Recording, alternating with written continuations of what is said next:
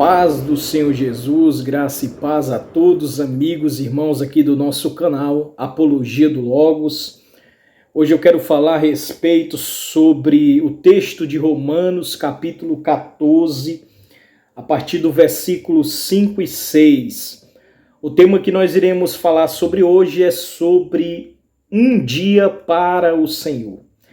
O cristão na nova aliança, a partir da morte e ressurreição de Cristo, a pergunta que se faz é: o cristão dentro da nova aliança, ele deve separar um dia para o Senhor, para a dedicação do Senhor de culto, como no Antigo Testamento, na Antiga Aliança se fazia?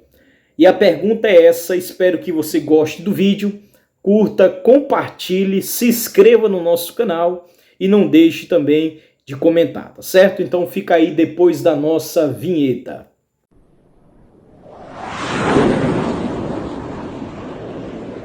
Pois bem, nós vamos falar aqui de acordo com Romanos capítulo 14, versículo do 5 ao 6. E eu vou ler aqui, diz o seguinte: um faz diferença entre dia e dia, mas outro julga iguais todos os dias. Cada um esteja inteiramente convicto em sua própria mente. Aquele que faz caso de dia para o Senhor faz, e o que come para o Senhor come, porque dá graças a Deus. E o que não come para o Senhor não come e dá graças a Deus. É interessante aqui que todo o contexto aqui do capítulo 14 da carta de Paulo aos Romanos, ele vai estar aqui, claro, tratando de um contexto específico com relação à tolerância com os fracos na fé. E dentro desse contexto é interessante que do versículo 1 ao versículo 3, existem três expressões aqui que Paulo ele usa a palavra não, né? Ele diz, por exemplo, não entre em contendas com os fracos na fé. Versículo 2, versículo 3, ele diz: não despreze o que não come. E depois ele diz: não julgue o que come. Então perceba que Paulo aqui está lidando com um contexto específico da igreja que estava em Roma. Havia alguns irmãos que eram considerados, à luz do pensamento de Paulo, como fracos na fé. Aqueles que não tinham discernimento espiritual ainda. Eles eram imaturos na fé. E dentro desse contexto, o apóstolo Paulo diz: havia alguns irmãos que faziam diferença entre um dia e outro dia. Mas é o que mais interessa a nós, é que o texto diz que um faz diferença entre dia e dia, versículo 5, mas outro julga iguais todos os dias. E aí Paulo diz: cada um esteja inteiramente convicto em sua própria mente. Porque aquele que faz caso de dia para o Senhor o faz. Então ele está dizendo aqui, existe aqui uma separação de dia para o Senhor. E Paulo vai dizer aqui que separar um dia para o Senhor, dentro do conceito da nova aliança, separar um dia para o Senhor é de extrema importância para a dedicação às coisas de Deus. Mas Paulo deixa bem definido aqui que esse dia ele não é o sábado judaico da antiga aliança, porque se fosse, ele teria citado aqui. Mas ele diz: há quem faça diferença entre dia e dia, mas outros julgam iguais todos os dias. Aquele que faz caso do dia para o Senhor faz, e dá graças a Deus. Louvado seja o nome do Senhor Jesus. Então aqui Paulo ele deixa bem claro que separar um dia para o Senhor dentro do conceito da nova aliança é uma questão de que você tem que separar, escolher aquele dia de dedicação para o Senhor, de trabalhar de forma evangelística, fazer obra missionária, né? E claro, adorar o Senhor Jesus, né? É interessante que no livro de Atos, e aí você pode se perguntar, né? Mas qual seria esse dia dentro do contexto religioso, dentro desse mundo que nós vivemos hoje atualmente? Qual seria, David, o dia mais ideal, né? Vou usar a palavra aqui, ideal, para que o cristão dentro da nova aliança tire esse dia para o Senhor. E lembrando aqui, destacando que quando eu digo que é para tirar um dia para o Senhor, não é da mesma forma como o mandamento do Shabat do Antigo Testamento. Porque nós não temos padrões, nós não temos princípios de como deve ser, né, dentro da nova aliança esse dia para o Senhor. Porém, nós não temos esses padrões de como deve ser, como tinha na antiga aliança. Porém, a Bíblia nos orienta que nós temos sim que tirar um dia para o Senhor, né? O apóstolo Paulo, ele diz: aquele que faz caso de dia, para o Senhor faz e dá graças a Deus. Então, por exemplo, se nós lemos, por exemplo, no livro de Atos, no capítulo 20, o versículo 7, é interessante que a igreja primitiva entendeu que com a morte do Senhor Jesus e a ressurreição que foi no primeiro dia da semana, Jesus ressuscitou no primeiro dia da semana, e a igreja entendeu que esse dia passou a ser um dia especial de culto a Deus.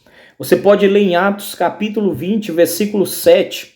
Eu vou ler aqui em Atos capítulo 20, versículo 7. No primeiro dia da semana, estando-nos reunidos com o fim de partir o pão, Paulo, que deveria seguir viagem no dia imediato, exortava-os e prolongou o discurso até a meia-noite. Então aqui nós percebemos que a reunião no primeiro dia da semana, aqui os discípulos, né, os apóstolos, Paulo estava ali reunido com a igreja, com o fim de partir o pão. Aqui era a Santa Ceia, então era um culto, e tinha ali a Santa Ceia do Senhor, a ceia do Senhor, que ele disse que era para fazer, para lembrar dele. Então nós vemos aqui, no primeiro dia da semana, né, ali anos e anos depois da cruz, a igreja, o apóstolo Paulo, no primeiro dia da semana, estava reunido com o fim de participar, de cultuar e celebrar a ceia do Senhor no primeiro dia da semana. Você pode ver também, por exemplo, em 1 Coríntios, no capítulo 16, versículo 2, diz o seguinte: no primeiro dia da semana, cada um de vós ponha de parte o que puder ajuntar, conforme a sua prosperidade, para que se não façam coletas quando eu chegar. Então a coleta, da coleta dos crentes de Jerusalém era feito no primeiro dia da semana. Significa que a igreja se reunia no primeiro dia da semana. Então nós temos, entre outras evidências bíblicas no Novo Testamento, que a igreja entendeu, volto a repetir, que o domingo, o primeiro dia da semana, depois eu vou fazer um vídeo a respeito, mais historicamente a respeito sobre isso, mas o domingo, primeiro dia da semana, por conta da ressurreição, passou a se tornar um dia especial de culto. Não um dia de guarda, como o sábado judaico, mas um dia especial de culto por conta da ressurreição. Então, nós temos um documento histórico, que é um documento histórico cristão, escrito por volta do ano 60 ou 90 depois de Cristo, e que talvez foi escrito até mesmo antes da destruição do Templo de Jerusalém no ano 70. Esse documento, que é o dito aqui no capítulo 14, vai nos dizer o seguinte: reuniam-se no dia do Senhor para partir o pão. Então nós temos aqui um documento, o Didaquê, no capítulo 14, um documento histórico cristão, que foi escrito por volta do ano 60 a 90, até mesmo ali, talvez alguns historiadores ali, até mesmo antes da destruição do Templo de Jerusalém, que Jesus tinha profetizado no ano 70, né? Então nós temos esse documento, e nesse documento histórico, que é um dos documentos mais antigos, era pós-apostólica, nos afirma que a igreja se reunia no dia do Senhor, no primeiro dia da semana, para partir o pão. Em Apocalipse capítulo 1, versículo 10, esse dia vai ser nomeado, como a expressão grega ali, que é Kyria Kehemera, ou seja, o dia do Senhor, o dia que pertence ao Senhor. Depois eu vou fazer um vídeo a respeito sobre o Apocalipse 1:10, mas o primeiro dia da semana ficou ali, né? A igreja reconheceu que por conta da ressurreição de Cristo, dessa nova criação no primeiro dia da semana, quando ele aparece para os discípulos e sopra sobre eles o Espírito Santo, e a Bíblia diz que aquele que está em Cristo é nova criatura.